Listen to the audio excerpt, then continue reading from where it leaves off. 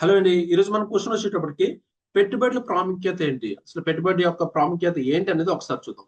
General గా పెట్టుబడులు అంటే ఏంటి? డబ్బును ఈ డబ్బును వివిధ వ్యాపారాలు, ఆర్థిక సాధనాలపై పెట్టడం.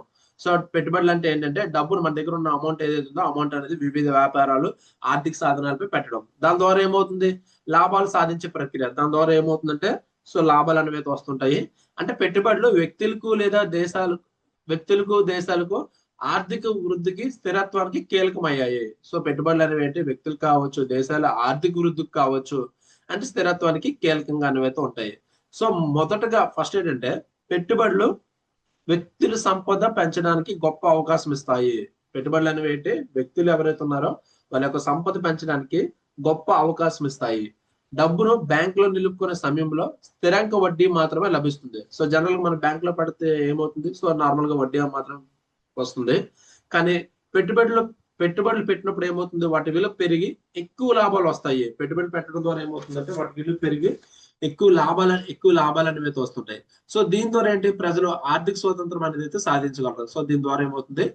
ఆర్థిక స్వాతంత్రం అనేది అయితే వస్తుంది. అలాగే పెట్టుబడులు వ్యక్తులకు ప్యాసివ్ ఇన్కమ్ సాధనంగా కూడా నిలవచ్చు. అంటే పెట్టుబడులు అనేవి పర్సన్ కి ప్యాసివ్ ఇన్కమ్ అని కూడా జనరేట్ చేస్తాయి.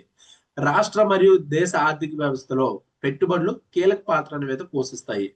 రాష్ట్ర మరియు దేశ ఆర్థిక వ్యవస్థలో పెట్టుబడులు అనేవి అయితే కీలక పాత్ర అనేవి అయితే పోషిస్తాయి. అంటే కంపెనీలు, పరిశ్రమలు నూతన పాఠాలను ఈ ఈ పనులు ఏవైతే ఉన్నాయో అభివృద్ధి చేసేందుకు పెట్టుబడులు అనేవి అయితే అవసరం.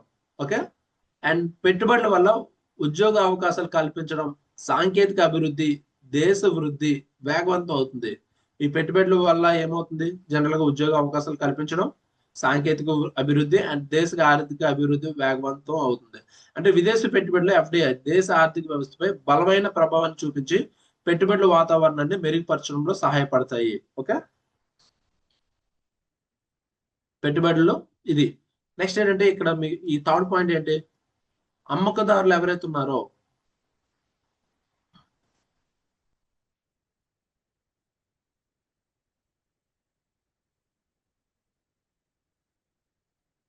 సో ఇక్కడ ఏంటి? అమ్మకదారులు ఎవరైతే ఉన్నారో పెట్టుబడులు పెట్టడం ద్వారా ఏమవుతుంది? తమ కొంత పెట్టుబడిని వృద్ధి చేయగలవు.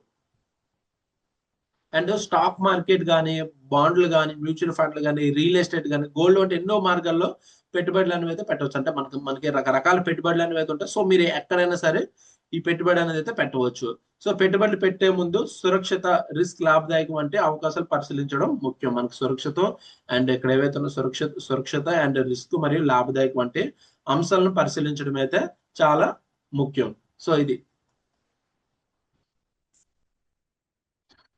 అండ్ ఫైనల్ గా మనం మాట్లాడుకోవాలంటే అంటే ఫైనల్ గా మన పెట్టుబడులు అనేవి వ్యక్తులకి ఆర్థిక రక్షణ పొందడంలో ఈ వ్యక్తులకి ఆర్థిక రక్షణ పొందడంలో మరియు సంపదను పెంపొందించేందుకు మరియు దేశ ఆర్థికానికి ప్రగతికి కీలకమైనదిగా ఉంటుంది. అంటే వీటిని సమర్థవంతంగా ఉపయోగించడం వల్ల ఒక వ్యక్తి కానీ సమాజం లేదా దేశం స్థాయిలో ద్రవ్య సౌలభ్యం సంతరించుకోవచ్చు. సో, ఇది మనకి పెట్టుబడి వల్ల వచ్చే అడ్వాంటేజ్.